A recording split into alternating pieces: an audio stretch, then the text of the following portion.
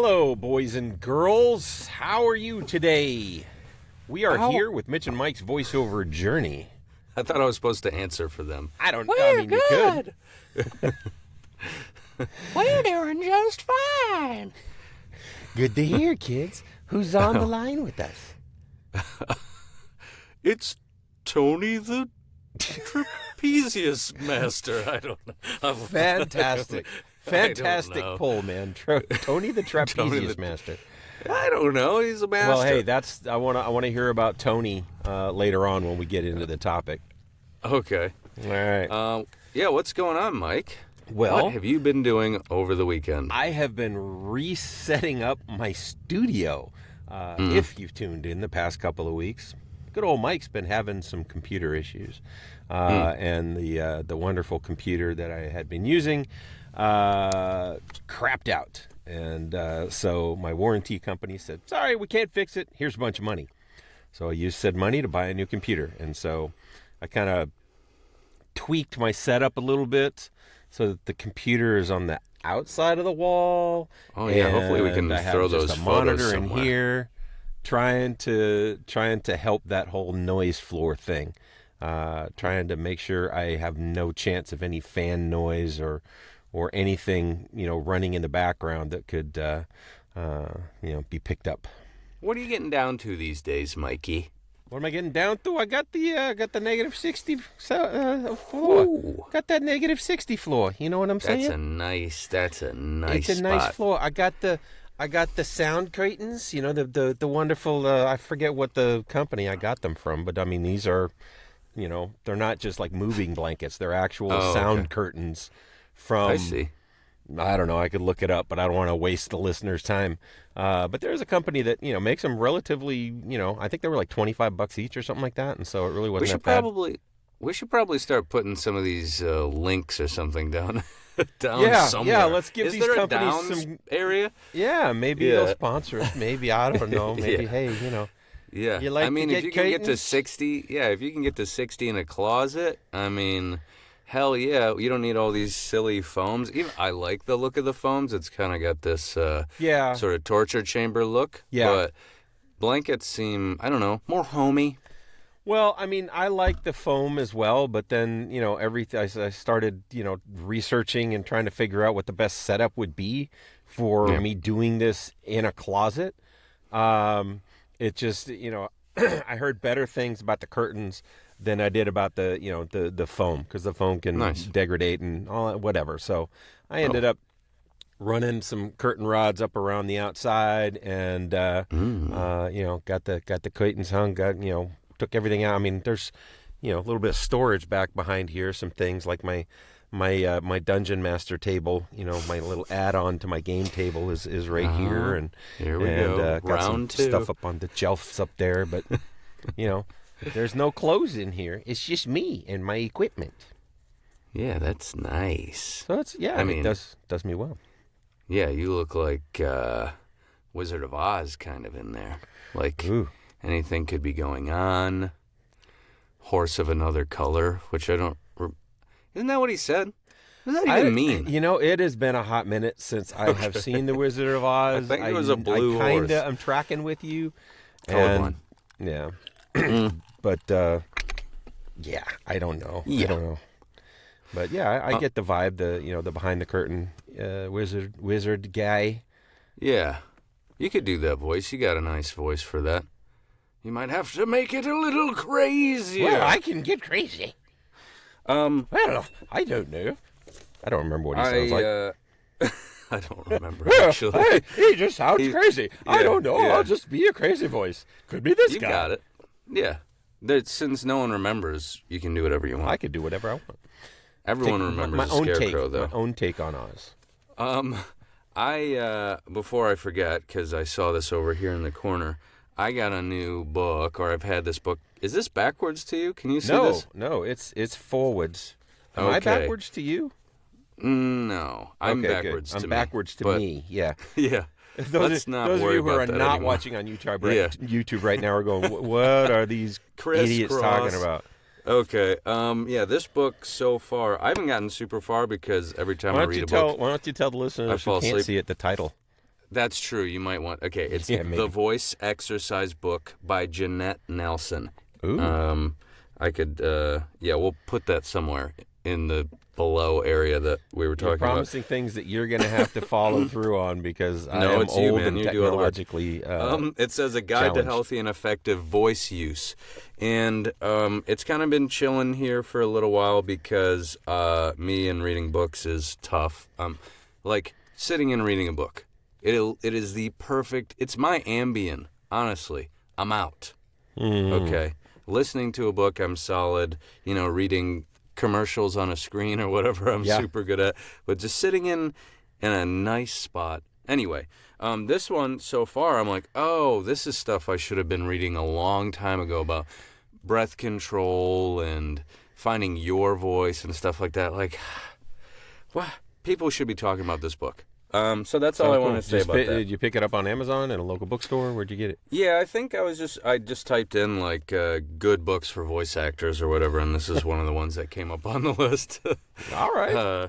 I always like to, believe that I'm doing some research for the good of my business. And I don't know if I could ever read a small business book. I'll give it a shot, but I've done a couple in the past life, and they're no fun. They're no fun at all. yeah, I'd rather learn by talking to somebody, little bits, or learn on the fly, which is more expensive, but it's just how I learn. Yeah, I'm the same way. I would much rather someone impart their wisdom on me than for me to try to read it on some website or to read it in a book or whatever. But that said, I mean, I do, offline, I'm going to get that title for me again, and I'm going to see, maybe it's something that can help me as well. So, I think it'll help everyone who doesn't all already know. about helping me. Can I help you with the topic of the day? Please. What is the topic of the day, Mitch? I don't remember. I'm just kidding. We started this podcast with me and or Mike doing characters because we're always doing characters out of the blue because we're voice actors and we're weird. Yep. That's or where the fun whatever. lies. Yeah, that's where the fun lies. And the topic is character creation and holding that character during a performance. Yes. Some of which I'm better at than others. Mike, how do you start? You get a script and it does have a picture. Where does your brain start going? I get a script, whether it has a picture or not. I start reading it and I start playing with it. What is, what's the character about? Is he stupid? Is he evil? Is he a kid? Is he, what is he? And that obviously the main specs will shape where you're going with that voice, right?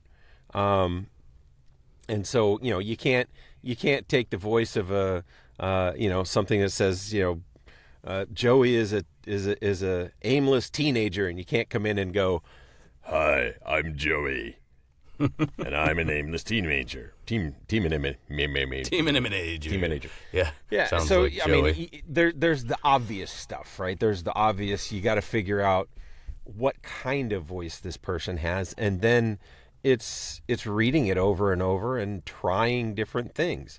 Sometimes it works. Sometimes you're like, "Oh, I found Joey's voice, and this is exactly what he sounds like." And then he gets confused, and then he gets excited, and then now I'm Mickey Mouse. And sometimes you do that, and you're like, "Yeah, no, this is really not working," and then you have to back off and kind of just adjust the voice a little bit and see where it goes. But a lot of times, quite honestly, my first impression of what this thing or this person sounds like is where I go with it. I'll tweak it a little bit, but I tend to roll with just kind of my first impression on him. Occasionally I'll really hit a dead end and go, "Yeah, that's not going anywhere," and I'll just pivot and just try it from a completely different space. Yeah. But that's that's generally, I let it flow, I let it fly, and see where it takes me. So, what about you? I mean, what's your process What's for my coming up process? with a character? I definitely love having a photo, personally, because you kind of can see how their mouth is shaped if they have a mouth. You can kind of tell their age, what they wear a lot of times. You can kind of put yourself in that. But if there isn't, it always seems fair game. Like, even a child can sound kind of, so even like a little British boy, it doesn't make any sense.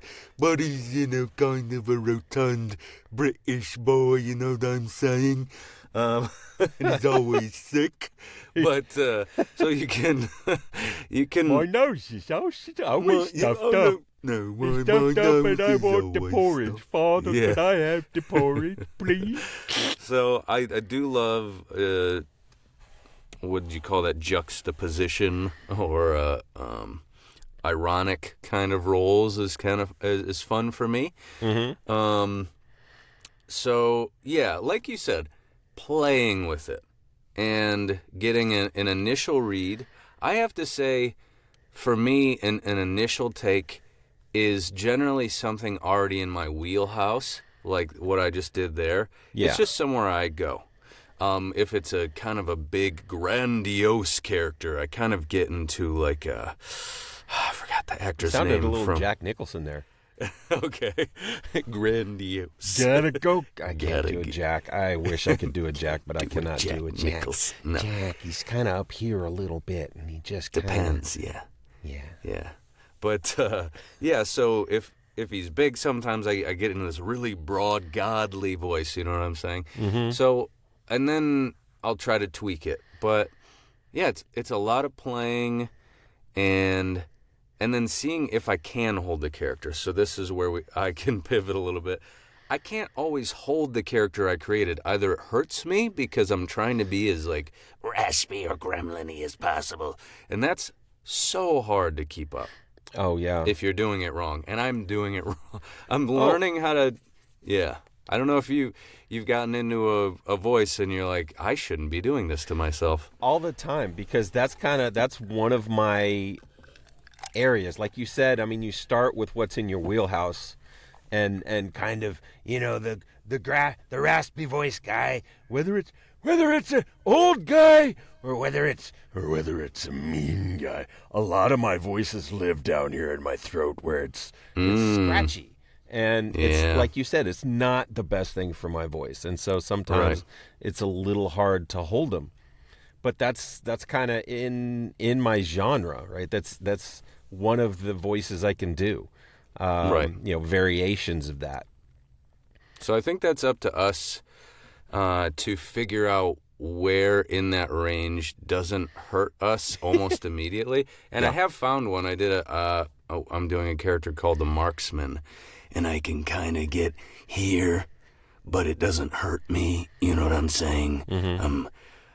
And then he modulates it, so it sounds even crazier. But it's where you don't have to be comfortable all the time. But I think even directors know, like, oh, this might, some know. Yeah. Well, and the subtlety of the character helps too. I mean, I did a read for kind of a narrator that was a little, kind of Western and just really smooth and gravelly, but it was at a point, like you said, where I could handle it and I could continue in that tone, and I never got to where I was really, because that's when it gets you, is when you get that agitation, or when you get that, you just record those last, the large emotions, then you can end up getting a little raspy. Yeah, even we got to get water going. Yeah, as we both sip at the same time.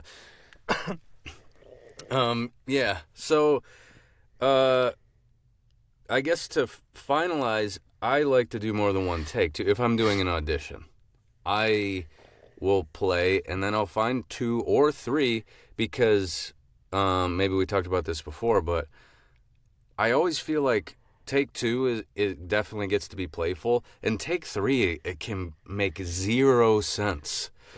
And it's your last take anyway. I mean, it might not even get there. But if they get there, they're like, oh, wow, this freaking weird version of that. I hear that a lot, actually. Wow, that's not the way I would have went with it. Because, yeah, it's definitely more fun.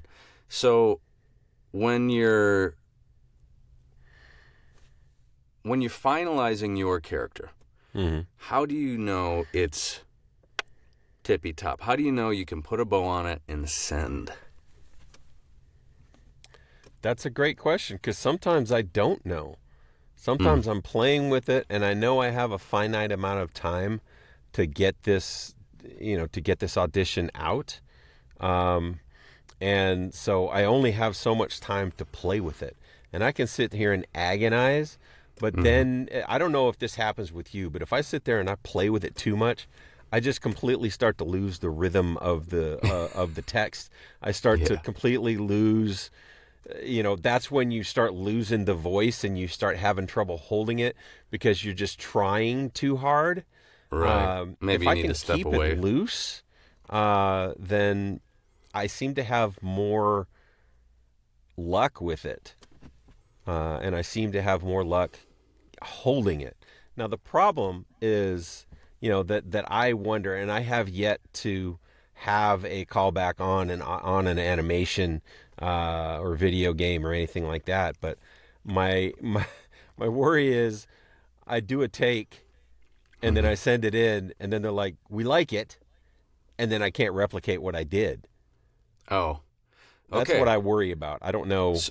So I got some little trickies for you, at least a couple. Not a whole toolbox because I'm not amazing. I just did a accent recently. I was in and out of a Philly accent. Turns out, Philly's tough. Yeah. Not for you Philations out there or whatever. Philations? But so when you got that character, you send it, and they say that, yes, that one, take 2, do it. Now you have that person in your body. You got there. Sometimes when I save it, I used to save notes on how I got to that voice. So it would be, I don't know why it let me do that, but it doesn't ask me to do that anymore. You can still save notes in the recording, like nasal, gruff, this, or throaty, this, that. So that's one way, is saving like a note of where the character's voice comes from. Even if it's an emotion, it might help you get there. And then the other thing is, as soon as you get it, always have a line you can go back to that gets you in the mode of who that guy is. Like, I always have this one that I haven't fully perfected because he's very tough. He's a northern Michigan guy. He's a real person who I won't name. And maybe I mentioned this before, but who cares? He says, bliss sticks and knee pads. And his tongue kind of sits wrong in his mouth. He's a bigger guy. He's got big lips, so he's kind of bobbity-bibbity bop. Bliss sticks and knee pads. You're going to have to put on bliss sticks and knee pads if you want to raise. That's this guy. I haven't named him, but if you have that, you can always go back to it and flow back into that guy and then learn. Sometimes there's a new word that you don't know how to say as the character. Of course, that's your choice. But I think how you hold your face is definitely important. And that is true. I mean, depending on who you're doing, that's why when I get the old guy, the neck starts to strain and the jaw kind of pulls back. And I get kind of that downward turn to my voice, or to my mouth, because it helps me get that voice. You're getting crazy eyes, too. Yeah, well, that comes along with it.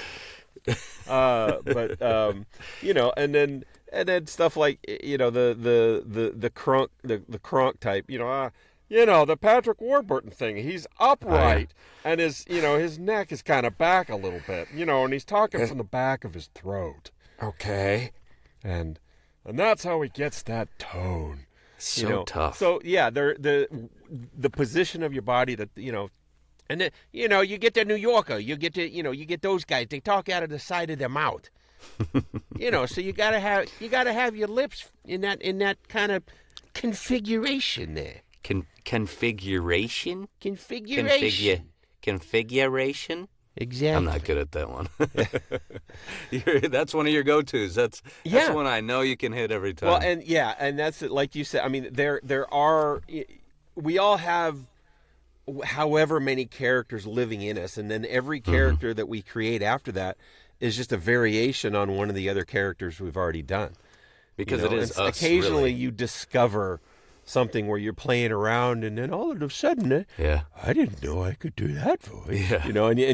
And you add that to your repertoire. I hate when I'm in the shower and I'm like, it's almost like writing something in the steam on the side of the shower. Like I gotta remember this one. I had this perfect raspy voiced smoker lady, not like you would expect. It was more of I don't know. I don't know how to put it, but it wasn't your typical one, and I don't know how I did it. It's lost forever. Oh no. I've tried to replicate her, and she's gone forever. Well, I will say this. I'm glad hearing that from you, that I am not the only person that talks to myself and does voices in the shower. I think non-voice actor people do that too. I hope they do. Anyone play? They sing, they do other things, but they really sit there and make I suppose you have conversations with yourself. Some people will have will relive arguments. But me, I'm making up conversations between weird people. And that's a great place to do that test of if you remember one line from the copy you got, to go in the shower and play with that one line. A lot of times for me it's after the fact. I've already sent the audition and I'm like, fuck. I had another one. Yeah. I should have done it this way. I will say one thing that I feel good about my ability to create a character, and that's in doing the, as we've said before, we're members of Global Voice Acting Academy, or GVAA. Is that what it is? Global Voice Acting Academy. Yeah. You got it. and I've done several workshops with the wonderful Katie Lee. And her workshops are different because most of the time you do a workshop, you present your character, you get the feedback on what you do, and then they move on to the next person. Whereas Katie's are an ensemble workshop where you're acting out a script together. And twice now I've gone into those, and I've gotten a part that I had no idea I was going to get. And, on one, I had an idea of what I wanted to do, and then I was informed, no, this thing is like 12. Oh, so 54-year-old me has to figure out how to do a 12-year-old. And I did it. Which is fun on the fly. And this last one, I came in thinking I was going to be a male coach, and there were not enough male roles to go around. So she's like, we're going to make this female coach. We're going to have one of you guys do this female coach. Who wants to do it? And I went, I'll do it. You're right. And it was a blast. And I just came up with, I can't even remember what I did, but I was like, I just had this, the female, she was just rough and tumble. And what is your problem? And it was more of like a Barney Fife-ish dude, but it worked for a female coach. And so she applauded me afterwards and sent me an email and said it was great. And I felt good about my ability to just on the fly come up with something. I think if all else fails, if everything falls down around me, voice acting wise, I would want to take ensemble voice acting lessons, voice acting workshops for the rest of my life. It's so much fun. It's so working much off of fun. Other people and working on that timing. I mean, we had a couple of points there where some of the and I wasn't involved in these particular points of that script, but there were a couple of points where there was some really quick timing that had to happen, and these two people that were doing it just nailed it, and it was just beautiful to see that we were coming together for the first time, and they were able to just hit that so readily and so well. Yeah, I love that. Yeah, good times. Man, oh man, do you want to? Michael, I know what you're going to ask. LTA, I know what you're going to ask. will you be my script partner for a Chat GPT session on this Monday night? Mitch, you've made me the happiest man on the face of the earth right now. Just asking me that question. It touches me right here, man. Hey, Yeah, I will definitely do that. you know it let's makes come me back. uncomfortable when you cry. Okay. Yeah, well, sorry, I cry a lot. You can ask my friends and family. I'm an emotional guy. Oh, But anyway, hey, we'll be back in a minute after we figure out what in the world we're going to do. Mm-hmm. All right, we have a script. It's here. Mitch had a interesting idea that I said, all right, let's try it. So Mitch is going to play Buzz. Buzz is a bee. I'm sure that's a surprise.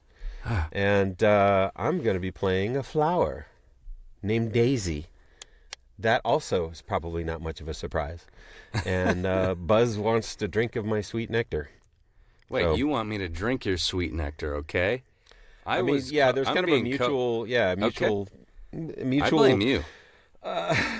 You're luring. beneficial relationship here. You're luring, okay? A little bit. You're So. luring Yeah. in your garden. I am playing completely against type.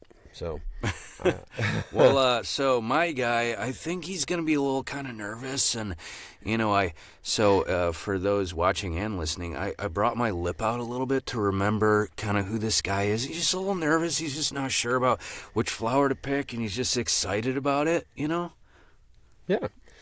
And I picked, I do kind of for one of my Dungeons and Dragons session, I did a version of Mrs. Doubtfire. Oh, and she was so sweet. And now I've kind of brought that down a little bit and kept the slight British accent, but kept the playfulness. Kept the playfulness of Daisy's voice. Yeah. It's hard for a guy whose natural vocal range is, somewhere around baritone. Well, To get up I don't mind any kind of Daisy I would drink from as long as it coaxes me in really nice, you know what I'm saying? Well, we'll see what we can do.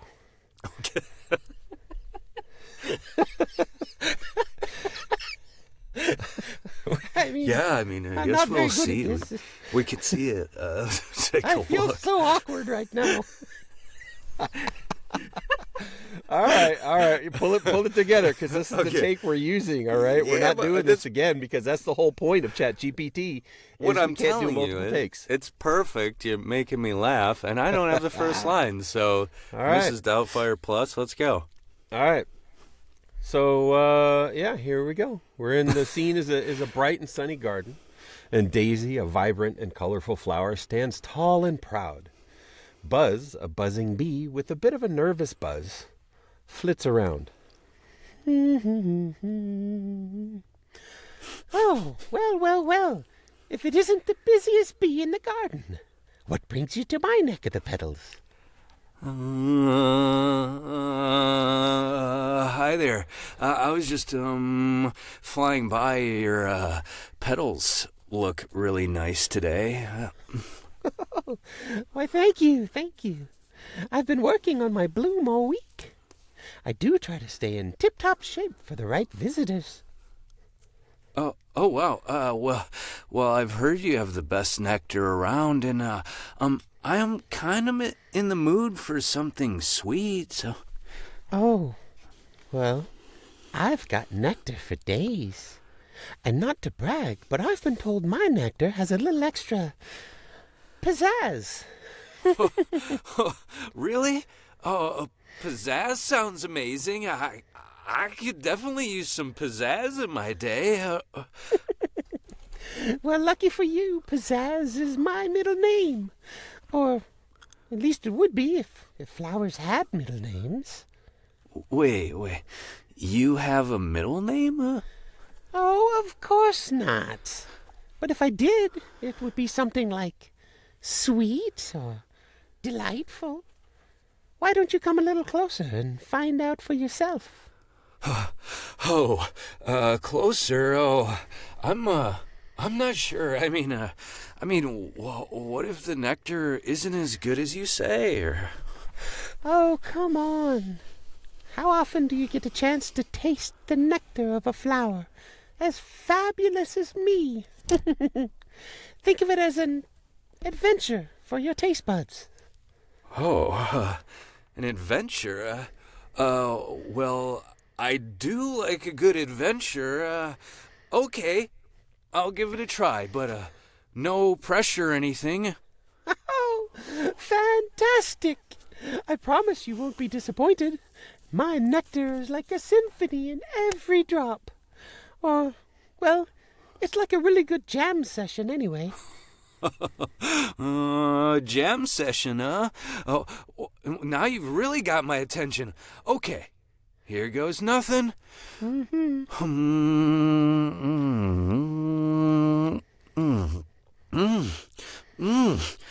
Right? Wow, this is amazing. It's like a burst of sunshine mixed with a hint of vanilla. Oh, you flatter me. If I knew you'd appreciate it. See, I told you I was full of pizzazz. Man, you weren't kidding. This nectar is a game changer. I might have to come back here every day. Oh, I would be honored. Just remember, you don't need to flatter me to get a good drink. I'm here to make every visit special. That's really sweet of you. Well, thanks, Daisy. I'll definitely be buzzing back soon. Oh, I'll be waiting. Until then, happy flying. Happy blooming. Back to swaying in the wind. Scene ends with Buzz happily buzzing off into the garden and Daisy swaying contentedly in the breeze. That's I don't what know I why do. I needed that. Yeah. That's what I do. Oh, that sweet nectar was so good. I'm coming back quick. That got awkward really quick. Mike's sweet nectar was so good. But that was definitely interesting. I mean, that's not something I would normally do, but that's the thing is, I could have easily gone, I'll do Buzz because that's more in my wheelhouse. But Yeah. no, I went Daisy. Well, what was kind of fun is, well, totally fun, not even kind of. You didn't come off like this could be a sexual script for anyone who really listened. This could be. Yeah, I tried not to make it that way. Yeah, you could have really lured me in with like a ultra sexy voice, and it could have been a pizza boy situation. Could have been a pizza boy situation, but it wasn't. It was cute. Daisy just has some delicious nectar to give. That's and what Buzz, Daisy does. Daisy provides. Yeah, and Buzz isn't quite sure because he's just a nervous flyer. Okay? But he drank that sweet nectar, and oh boy, did he savor it. Yeah. Made him feel good. It's tasty stuff. It stuff. made him feel great. And he's coming back. Yeah. Just like all of you listeners should come back even after listening to that, and we'll definitely be back soon. That was a segue, dude. You nailed it. Nice job, man. I'm terrible with segues, but today I got it. So I'm going to do Mike's job and tell you guys to keep listening. I'm going to make sure Mike puts every piece of thing that we talked about in some sort of little area where you can find it, and I'm definitely not going to touch it at all. Yes, you will. And, we'll see you next week. Yeah. Hey, we got some exciting things around the corner, I think. So keep tuning in and keep enjoying us. Mitch, you get the last word today. Oh, the word is please. Please. And Mike's nectar.